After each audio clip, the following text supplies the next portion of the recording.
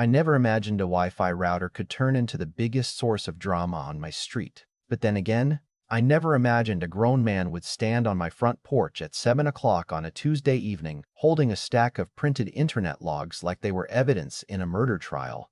Yet there he was, eyes burning with the kind of certainty that only comes from someone who has already decided you're guilty before you've even opened your mouth. "You owe me $8,000, he said before I could even say hello. "And don't bother pretending you don't know why." For a second, I honestly thought he was joking. Maybe filming one of those prank videos my nieces are always sending me. But there wasn't a hint of a smile on his face. His name was Brent Lawson. He'd moved into the neighborhood about a year earlier, and from day one, he'd made it clear he believed every inconvenience in life had to be somebody else's fault. If the trash truck came late, it was because the HOA had hired idiots. If somebody's dog barked, the owner should be fined. If kids rode bicycles too close to his driveway, he would stand outside with crossed arms until their parents noticed. Most of us learned to wave politely and keep walking, because arguing with Brent was like trying to convince a thunderstorm to change direction. Still, I wasn't prepared for what came next. He shoved the papers toward my chest. "Ever since you installed that new networking junk in your house, my internet crashes every single night. I work from home. I lost clients because of you. You're replacing your equipment and paying for my losses." I looked down at the pages, graphs and numbers highlighted with yellow marker, then looked back at him, trying to figure out whether to laugh or apologize for something I hadn't done. "Brent, that's not really how Wi-Fi works," I said as calmly as I could. His jaw tightened. "Don't talk down to me. My cousin works in IT. I nodded slowly because every neighborhood has that one guy whose cousin somehow becomes the world's leading expert whenever an argument starts. "I'm not talking down to you," I replied. "I'm just saying wireless signals don't attack each other like two pickup trucks playing chicken." That only made him angrier. He pointed toward my living room window where the tiny blue indicator light from my router could barely be seen through the curtains. "Every night I see that thing blinking. 20 minutes later my connection dies." "Explain that." I almost said coincidence, but I could already tell logic had packed its bags and left the conversation. Instead, I sighed and said, "If you're really having internet problems, maybe call your provider. They'll test the line." He laughed, a short bitter laugh that sounded more like a cough. "Nice try. You're not getting out of this that easy." Then he turned around and walked back across the lawn without another word, leaving me standing there holding a handful of papers that looked impressive, until you realized they proved absolutely nothing. I remember closing my front door and just staring into the kitchen for a minute, wondering how an ordinary Tuesday had somehow become an episode of reality television. My wife Emily looked up from making dinner and asked, "Who was that?" I held up the papers. "Apparently I'm conducting cyber warfare against the neighborhood." She blinked twice before bursting into laughter so hard she had to grab the counter. "You're kidding." I wish I was. We laughed about it during dinner, mostly because the alternative was admitting how bizarre the whole thing felt, and by bedtime, I figured that would be the end of it. People cool off. Common sense catches up. Life moves on. At least that's how I thought adults handled disagreements. The next morning, I noticed Brent standing in his driveway watching me leave for work. He didn't wave. He didn't say anything. He just watched, arms folded, expression completely blank. And somehow that silence bothered me more than the yelling had. Over the next couple of days, little things started happening. Two neighbors asked if I'd been having internet issues with Brent. Somebody else casually mentioned they'd heard there was electronic interference coming from my house. That's when it hit me. He wasn't just complaining to me anymore. He was telling everyone else a version of the story where he was the victim and I was the inconsiderate tech guy poisoning the neighborhood with expensive gadgets. Rumors have a funny way of spreading in quiet suburbs because people get bored. And once boredom mixes with certainty, facts don't stand much of a chance. I kept telling myself not to react, because feeding that kind of fire usually makes it burn hotter, but I'll admit something. It got under my skin. I work hard. I mind my own business. I help neighbors shovel snow in winter and drag trash cans back after pickup when they're out of town. Having somebody quietly paint me as the villain over something completely absurd felt strangely personal. Then Friday afternoon, my phone rang while I was finishing paperwork in my office. The caller ID showed my internet provider.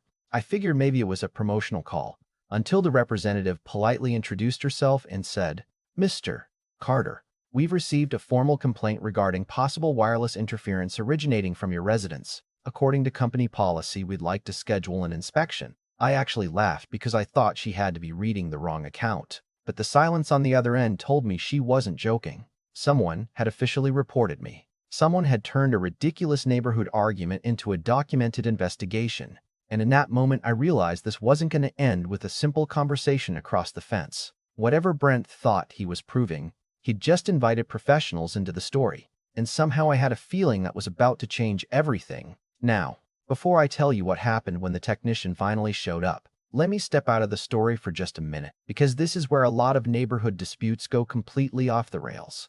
According to standard procedure, an internet service provider doesn't simply accept one person's accusation as fact, especially when they're dealing with claims of wireless interference. They document the complaint, schedule an inspection, test both the equipment and the surrounding environment, and rely on measurable data instead of opinions. That's important because emotions are loud, but radio frequencies are measurable. From a legal perspective, simply believing your neighbor caused your problem doesn't make them responsible for your losses. If someone demands money or starts making public accusations without evidence, they're stepping onto very shaky ground, especially if those accusations damage another person's reputation. Most HOA communities don't even have authority over private Wi-Fi equipment unless it violates a specific safety regulation or federal communication rule, and that's incredibly rare. What fascinated me more than the technology, though, was Brent himself. Looking back, I don't think this was ever just about internet service. This is a psychological trap that shows up more often than people realize. When something frustrating keeps happening and we can't immediately explain it, our brains start searching for the closest visible change in our environment. Brent had watched me install a new mesh Wi-Fi system a few weeks earlier, so in his mind, my equipment became the easiest answer. Once he accepted that explanation, every little coincidence strengthened his belief. If his connection dropped after dinner, he'd glance toward my house and see my living room lights on. If I happened to be streaming a movie, he assumed I was somehow overwhelming a signal. Every unrelated event became another piece of imaginary evidence, and after repeating that story enough times, he genuinely believed it. That's confirmation bias at work, and it's surprisingly powerful because it feels like common sense when you're the one experiencing it. The lesson here is that confidence is not the same thing as proof. We've all met people who speak with absolute certainty even when they're completely raw, and sometimes the louder they become, the more convinced everyone else is that they must have something to back it up. I kept reminding myself of that over the weekend. I wasn't trying to win an argument anymore. I was waiting for facts to do what arguments never could. If the inspection proved I had somehow made a mistake, I'd fix it without hesitation. But if it confirmed what I already suspected, then the truth wouldn't need me to shout. It would speak for itself. And on Monday morning, when a white service van slowly rolled into our neighborhood and stopped in front of my house, I had no idea that the next hour would completely change the direction of the story. The technician climbed out of the van carrying a backpack that looked heavy enough to repair a cell tower, introduced himself as Marcus, shook my hand, and before either of us could say much, Brent appeared from across the street as if he'd been watching through the blinds all morning. "About time," he called out, already walking over. "I've been dealing with this for weeks." Marcus smiled politely, the kind of smile you develop after years of dealing with frustrated customers, then explained that he wanted to inspect both properties before reaching any conclusions. Brent immediately tried to steer him toward my front door. "Start there," he insisted. "That's where the problem is." Marcus nodded without agreeing. "We'll start wherever the equipment leads us." I liked him instantly. Inside my house, he unpacked a handheld spectrum analyzer, checked the modem logs, tested signal strength in every room, verified firmware versions, and asked me a few routine questions about when I had installed my mesh system. I answered everything honestly. "About a month ago," I said, mostly because my old router couldn't reach the back patio. He scribbled a note, connected another device, and spent several minutes studying graphs that looked like a foreign language to me. Brent stood behind him with his arms crossed, tapping one foot against the hardwood floor. Every few seconds, he let out an impatient sigh, almost as if he expected the machine to suddenly flash the words "Guilty" in giant red letters. Finally, Marcus slipped up. "Everything here checks out. Your network is operating within normal limits." Brent frowned. "Run it again." Marcus blinked. "I already did. It happens at night. The equipment doesn't show any abnormal transmission levels now, and there's nothing indicating harmful interference." Brent shook his head. "You're missing it." Marcus closed his laptop and calmly replied, "Maybe." That's why the next step is to inspect your equipment. For the first time all morning, Brent hesitated. It was only a second, barely noticeable, but I caught it. His confidence dipped, just enough to make me wonder if he'd never actually expected anyone to look inside his own house. We crossed the yard together, and as soon as we stepped into his home, Marcus's expression subtly changed. He wasn't smiling anymore. He wasn't frowning either. He just started looking around the room with quiet curiosity, the way a mechanic listens to an engine before lifting the hood. Brent's office sat in the corner of the living room. His router was tucked behind a large metal filing cabinet, squeezed into a narrow gap beside an old microwave sitting on a utility shelf. A tangled mess of cables snaked across the floor, collecting enough dust to suggest nobody had touched them in years. Marcus crouched down without saying a word. He examined the coaxial cable first, rubbing a thumb across one connector before holding it toward the light. "Interesting," he murmured. Brent leaned forward. "What?" Marcus didn't answer immediately. Instead, he followed the cable to the wall outlet, then opened the router interface on his tablet and started comparing timestamps with the event logs stored inside the device. The room became strangely quiet. Even Brent stopped talking. I could hear the microwave clock ticking and the air conditioner humming through the ceiling vent. After another minute, Marcus looked over his shoulder. "Can I ask you something?" Brent nodded. "Do you usually heat dinner around the same time every evening?" Brent looked confused. "Yeah, around 6:30. Why?" Marcus pointed toward the microwave. "Because every major signal interruption in your logs begins within seconds of that appliance being switched on." Brent laughed nervously. "That doesn't make any sense." Marcus stood up and gently pulled the router a few inches away from the metal cabinet. "Actually, it makes perfect sense. Older microwave ovens can leak enough electromagnetic noise around the 2.4 GHz range to disrupt nearby wireless equipment, especially when the router is sitting almost against the appliance. Add a heavily corroded coax connector and limited ventilation, and you've created the perfect environment for unstable performance." Brent stared at him. "So? You're saying my microwave is attacking my Wi-Fi?" Marcus smiled. "I'm saying your equipment placement and deteriorating cable are creating intermittent interference. Your neighbor's network has nothing to do with it." The silence that followed felt almost unreal. Brent glanced at me, then back at Marcus, searching for some other explanation that would rescue the story he'd been telling everyone. "That can't be right," he muttered. Marcus calmly rotated the router onto another shelf, replaced the damaged connector from a spare kit in his bag, and asked Brent to heat a mug of water. The microwave started humming. This time, the Wi-Fi signal barely moved. Marcus repeated the test twice more with identical results. "There you go," he said. "Problem solved." Brent's shoulders slumped. The certainty he'd carried for days seemed to disappear all at once. Marcus wasn't finished. He documented the damaged cable with photographs, attached the diagnostic report to the service order, and explained that the complaint would be closed as customer-side equipment failure rather than network interference. Then, in the same calm tone he'd used all morning, he added, "Because this service call resulted from an unverified interference claim, the standard diagnostic fee will be applied to the account requesting the inspection." Brent swallowed hard.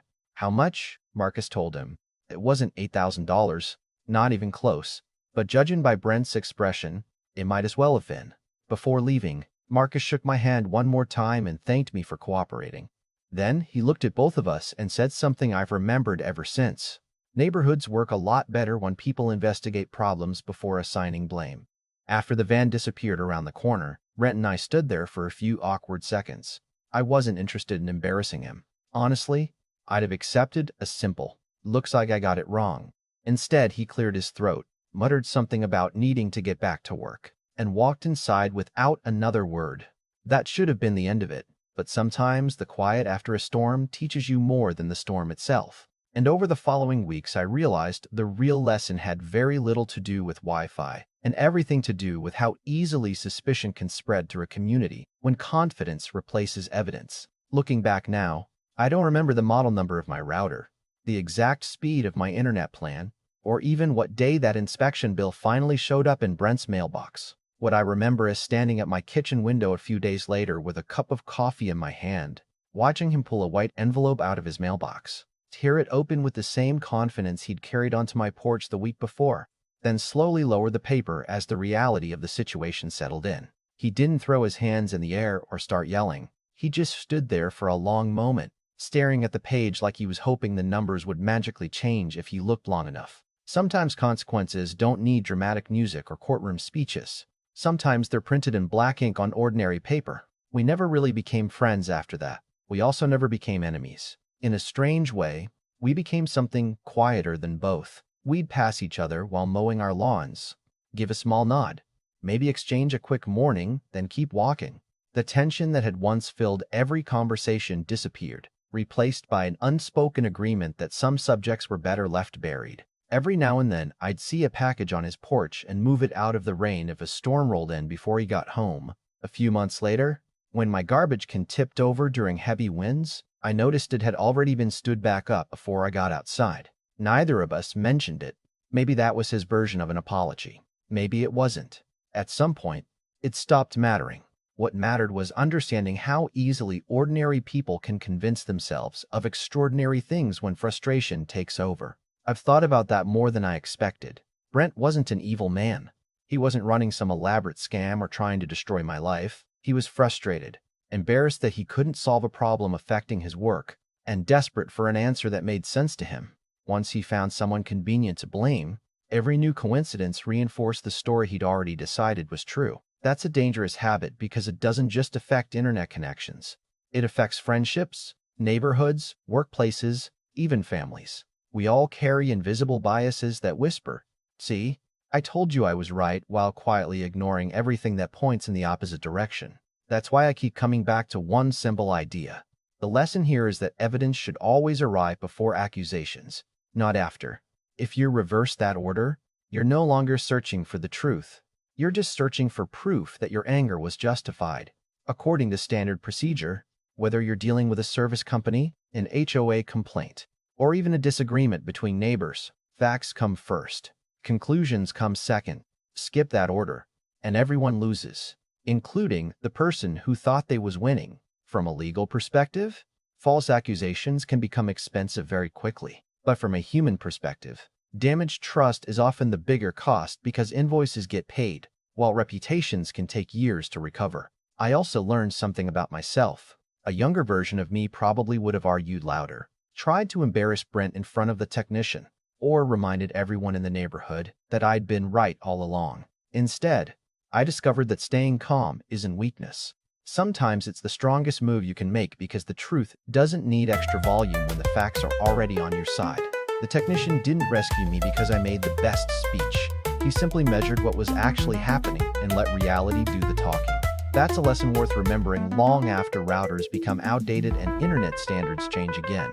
Funny enough, my new mesh system has been replaced twice since then as technology keeps moving forward, but every time I install a new piece of equipment, I catch myself smiling at the memory of the strangest neighborhood dispute I've ever experienced. Who would have guessed that a microwave, a rusty cable, and one stubborn assumption would create a story people still ask me about years later? So now I'm curious what you think. If you were in my position, would you have handled things differently? Would you have confronted Brent after the inspection proved he was wrong? Or would you have let the facts speak for themselves? And if you were Brent, do you think you could have admitted your mistake and apologized? Or would pride have made that impossible? Drop your thoughts down in the comments because these neighborhood conflicts are rarely just about fences, Wi-Fi, or property lines. They're about people, pride, and the choices we make when we're convinced we're right. If you enjoyed this story, don't forget to like the video, subscribe to the channel, and share it with someone who's ever dealt with a neighbor who jumped to conclusions. You never know. They might see a little of themselves in this story, and that conversation could be worth far more than the cost of any service call.